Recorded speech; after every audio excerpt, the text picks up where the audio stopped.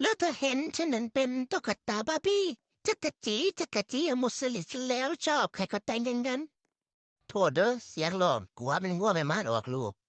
มื้อนี้กูมานับอีเป็ดจุ่มขี้เนี่ยแหละเป็ดกูได้ยินเสียงโจรถ้ายิ่งถือกระจกมันสิบ่เด้งเข้าหำกูบ่มึงสิไปใส่อีโจรซัวกูมีแนวมาฝากลูกกระสุนจากปืนกูนี่ล่ะอีเป็ดระวังระเบิดโอ้ยอีเป็ดขึ้นมาเร็วๆมึงสิได้กลายเป็นเป็ดปักกิ่งเด้คือไว้บ่ปลอดภัยว่าสูอยู่บ่ได้อยู่บ่ได้ขึ้นมาเร็วๆมึงเปิดประตูด้วยนั่นคิดก่อนเอาจะได้ดีนะเป็ดบาดนี่ลูกมาแต่ใส่ยี่ปอบโอ้ยลูกกูเดือดลงหัวตายลูกลิงมาแต่ใส่